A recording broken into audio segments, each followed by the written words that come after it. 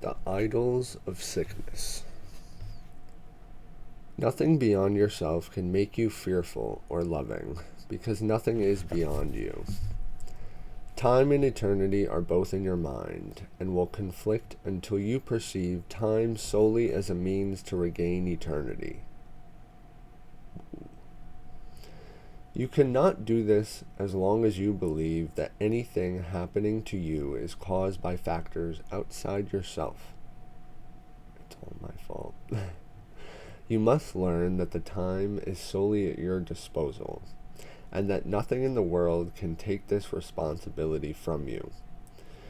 You can violate God's law in your imagination, but you cannot escape from them.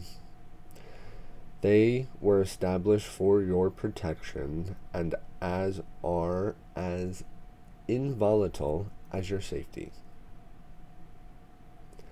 God created nothing beside you, and nothing beside you exists, except for aliens, but for you are part of him. What except him can exist? Nothing beyond him can happen, because nothing except him is real. Your creations add to him as you do, but nothing is added that is different, because everything has always been. What can upset you except the ephemeral? And how can the ephemeral be real if you are God's only creation and he created you eternal? Hey Siri, what does ephemeral mean? What? Ephemeral. Ephemerality is the concept of things being transitory, existing only briefly. Academically, the term ephemeral constitution. The concept of things being transitory, existing only briefly. Academically. Okay, so it's...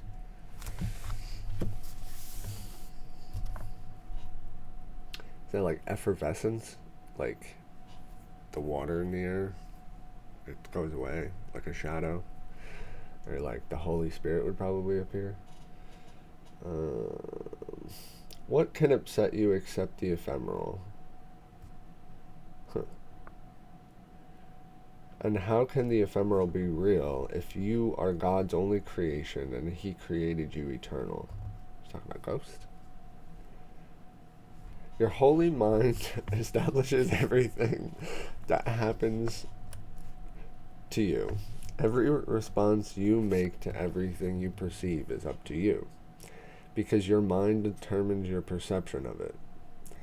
God does not change his mind about you, for he is not uncertain of himself, and what he knows can be known, because he does not know it only for himself. He created you for himself, but he gave you the power to create for yourself, so you would be like him. That is why your mind is holy. Can anything except the love of God? Can anything exceed the love of God? No.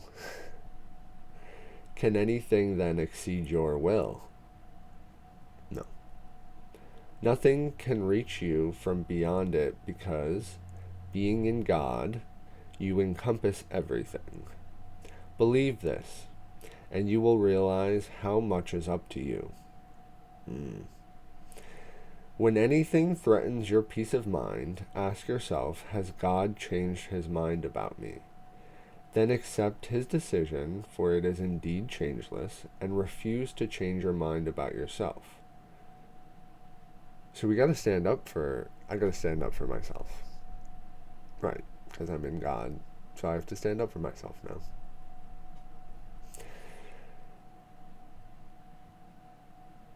God will never decide against you, or he would be deciding against himself. Right, you're gonna buy a horse, and you're gonna train the horse to win a race, and then you're gonna show up and you're gonna bet on another horse. That'd be really messed up. God is obviously gonna bet on the horse that he trained, and so should you. It's not exactly, but it's similar. You do not know your creations simply because you would decide against them as long as your mind is split. And to attack what you have created is impossible. But remember that it is as impossible for God. The law of creation is that you love your creation as yourself, because they are part of you. Everything that was created is therefore perfectly safe, because the laws of God protect it by his love. Any part of your mind that does not know this has banished itself from knowledge, because it has not met its conditions. Who could have done this but you? Recognize this gladly, for in this recognition lies the realization that your banishment is not of God, and therefore does not exist. Right, you're doing it to yourself. You are at home in God, dreaming of exile, but perfectly capable of awakening to reality. It is your decision to do so. You recognize from your own experience that what you see in dreams you think is real while you are asleep. Yet the instant you waken, you realize that everything that seemed to happen in the dream did not happen at all. You do not think this strange, even though the laws that you awaken were violated while you slept. It is not possible that you merely shifted from one dream to another without really waking. Ooh, that's a weird idea to bring forward. Would you bother to reconcile what happened in conflicting dreams, or would you dismiss both together if you discovered that reality is in accord with neither? You do not remember being awake. When you hear the Holy Spirit, you may feel better because loving them seems possible to you. But you do not remember yet that it once was so.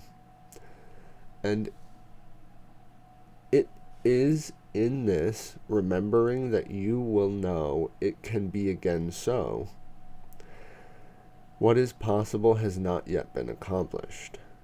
Yet what he has been is so now, if it is eternal. When you remember, you will know what you remember is eternal, and therefore is now, because it always was. You will remember everything in the instant you desire it wholly, for if to desire wholly is to create, you will have willed away the separation, returning your mind simultaneously to your Creator and your creations. Knowing them, you will have no wish to sleep, but only to desire to waken and be glad. Dreams will be impossible, because you will want only truth, and being at last your will, it will be yours.